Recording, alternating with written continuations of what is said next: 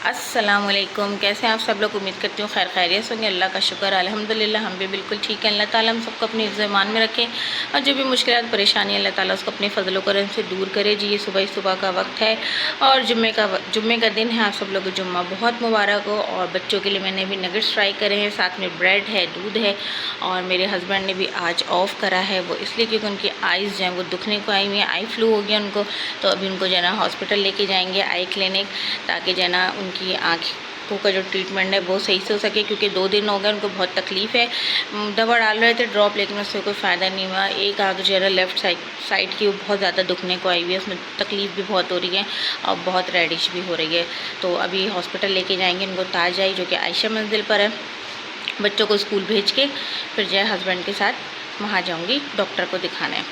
तो जल्दी से नाश्ता कराते हैं। बच्चों की फरमाइश थी कि नगेट्स खाना है उन्होंने और साथ में दूध पीना, तो मैंने ब्रेड भी रख दिया। दिल चाहेगा तो खा लेंगे, नहीं दिल चाहेगा तो नहीं खाएंगे। बच्चे तैयार हो चुके हैं, चलिए इन लोगों को नाश्ता कराती हूँ।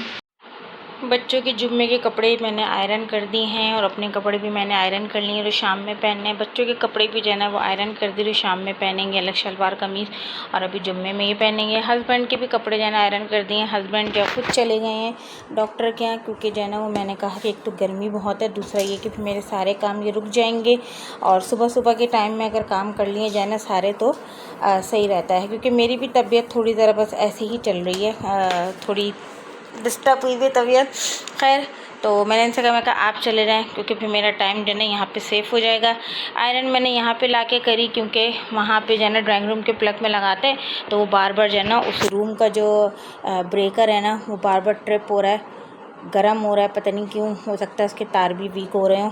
तो एक दफ़ा कि हुआ, फिर दूसरी मरतबा मैंने कहा मैं इसी रूम में ला के आयरन कर लेती हूँ। तो आयरन हो गए हैं, बस अब चलती हूँ, उसको जगह पे रखती हूँ। शुक्र है कि काम भी हो गया सारा आयरन वाला।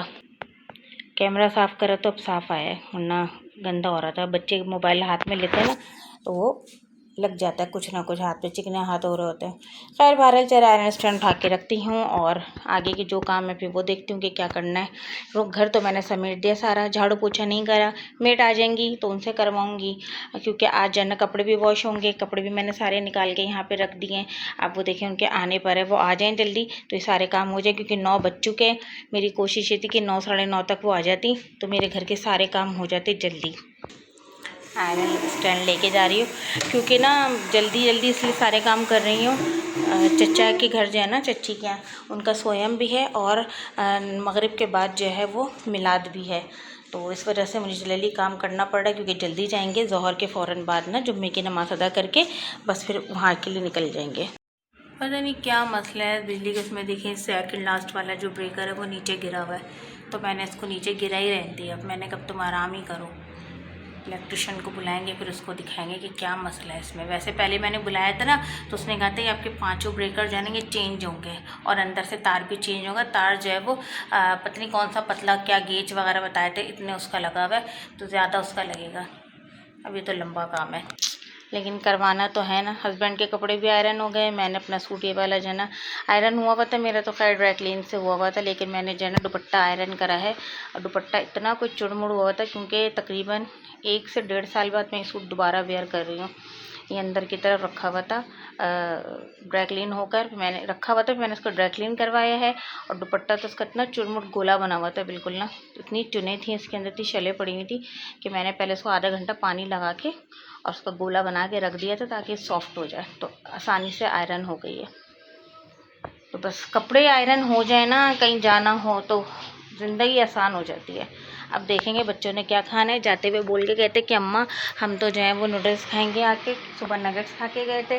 तो मैंने कहा चलें, अब बच्चों का जो दिल चाहे वो देखेंगे, खाएंगे। और हस्बैंड से पूछेंगे कि वो दोपहर में क्या खाएंगे, तो उस हिसाब से वही चीज़ बनाऊंगी।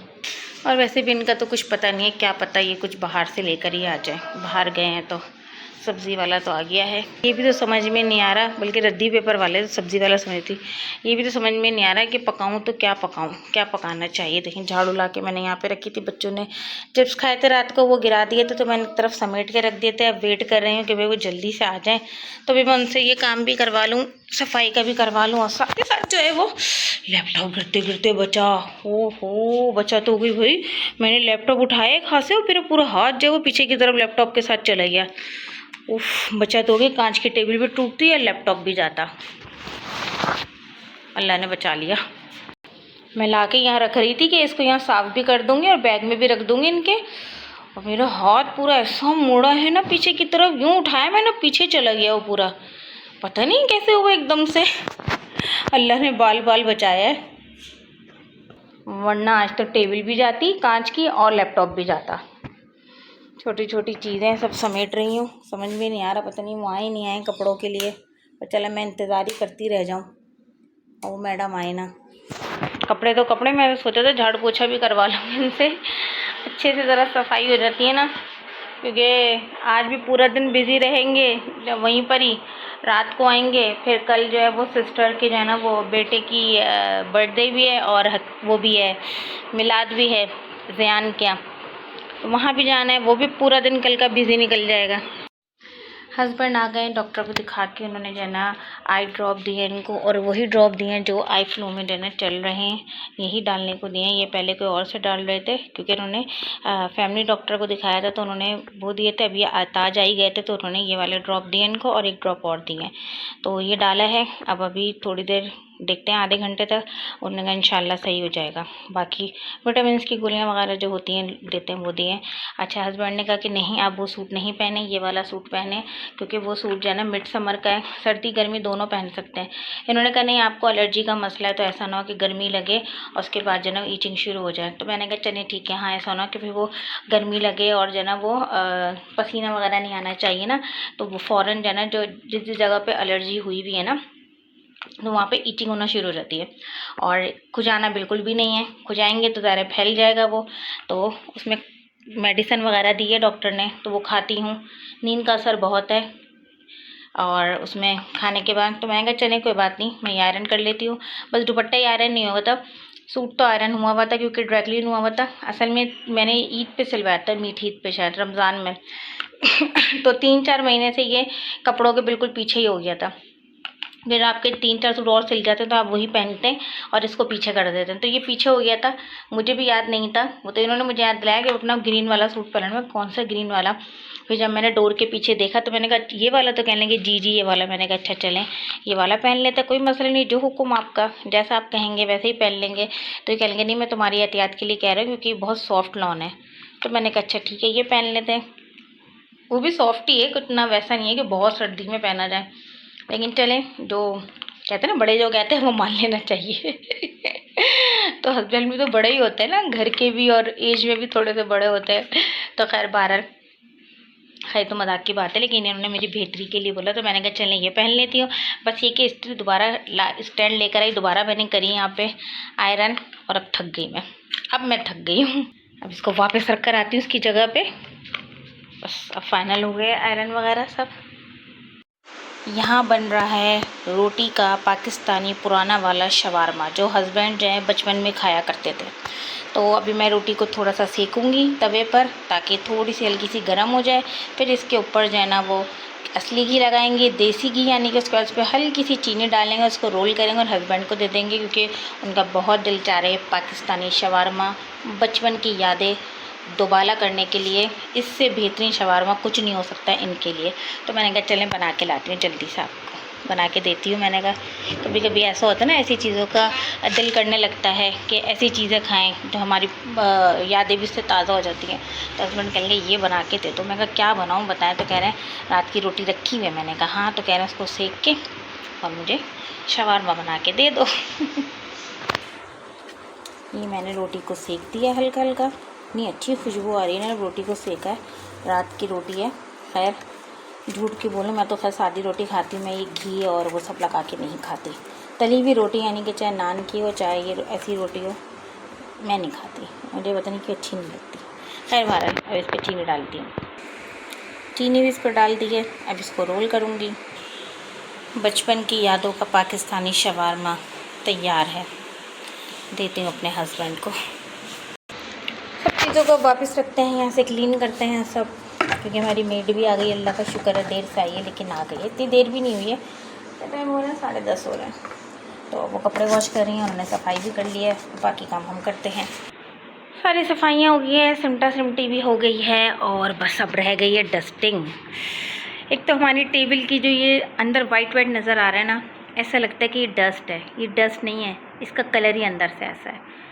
और अगर मैं इसको गीले कपड़े से डेली अंदर से साफ़ करूं तो ये बिल्कुल साफ़ हो जाएगा, क्योंकि इसका कलर ही इस तरह का, ऐसा लगता है जैसे इसके अंदर बहुत ज़्यादा डस्ट भरी हुई है। डस्ट भी होगी मगर गीला कपड़ा मार नहीं सकते, क्योंकि मैंने इसके ऊपर पॉलिश करी थी।